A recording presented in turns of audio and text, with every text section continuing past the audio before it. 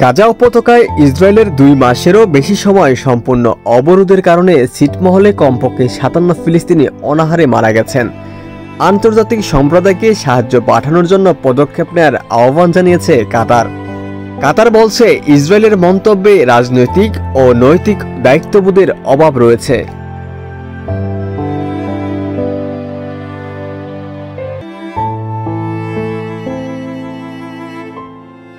কাতার উপসাগরীয় দেশটিকে একটি পক্ষ বেছে নেয়ার এবং সভ্যতার পক্ষে নাকি হামাসের বর্বরতার পক্ষে তার সিদ্ধান্ত নেয়ার আহ্বান জানিয়েছে এবং ইসরায়েল পূর্ববর্তী বিবৃতি প্রত্যাখ্যান করেছে দেশটি।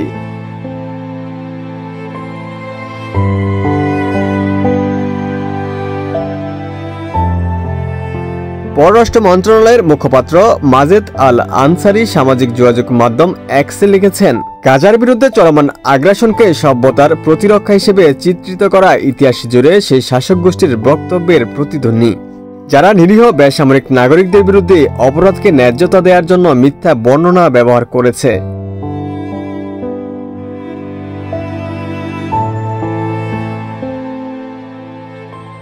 তিনি লেখেন, এদিকে গাজার ফিলিস্তিনি জনগণ আধুনিক সময়ের সবচেয়ে খারাপ মানবিক বিপর্যয়ের মধ্য দিয়ে যাচ্ছেন। এটি কি সত্যি সভ্যতার মডেল প্রচার করা হচ্ছে?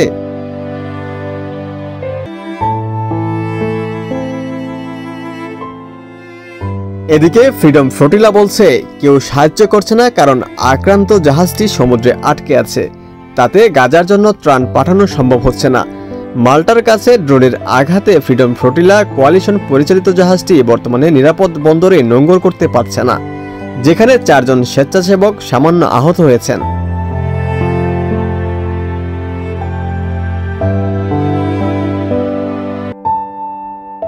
জোটের এক অভিনেত্রী এবং কর্মী নিকোল জেনেস বলেছেন, কেউ সাহায্য করছে না। আমরা আন্তর্জাতিক সম্প্রদায়কে আমাদের ক্রুদের বাঁচানোর জন্য অনুরোধ করছি যাতে জাহাজটি বন্দরে আসতে পারে। জেনেস বলেন, শুক্রবার এবং শনিবার জাহাজে পৌঁছানোর চেষ্টা করা একদল স্বেচ্ছাসেবককে মাল্টিজ কর্তৃপক্ষ থামিয়ে দেয় এবং গ্রেপ্তারের হুমকি দেয়। যারা জাহাজে রয়ে গেছেন তাদের বিদ্যুৎ নেই এবং আরেকটি আক্রমণের ভয় করছেন। আমরা জাহাজটি চালিয়ে যেতে ইচ্ছুক। আমরা কল্পনাও করতে পারি না যে গাজার জনগণের কাছে সাহায্য পৌঁছে দেয়া আমাদের বিশ্বের খলনায়ক করে তুলতে পারে।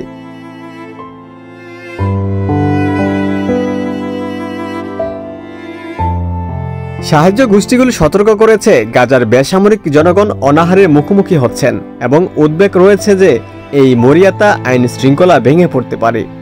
যুদ্ধে সশস্ত্র গোষ্ঠী দ্বারা লুটপাটের ঘটনা ঘটলেও সাহায্য কর্মীরা বলছেন, এই সপ্তাহের ঘটনাগুলো আরও তীব্রতর হওয়ার লক্ষণ, কারণ এটি কম সংগঠিত এবং শহরাঞ্চলে পৌঁছাচ্ছে।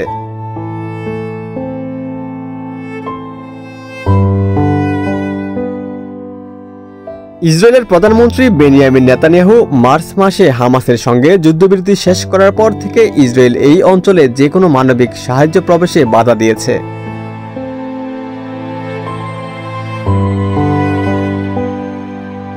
জাতিসংঘের ফিলিস্তিনি শরণার্থী বিষয়ক সংস্থা জানিয়েছে, বুধবার হাজার হাজার ফিলিস্তিনি তাদের গাজা সিটি ফিল্ড অফিসে প্রবেশ করে ওষুধ খাওয়ার পর তাদের কর্মীদের সরিয়ে নেওয়া হয়েছে।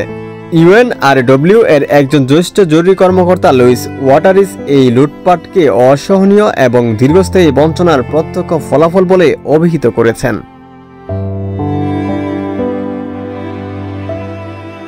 ওমর ফারুক, ঢাকা প্রকাশ।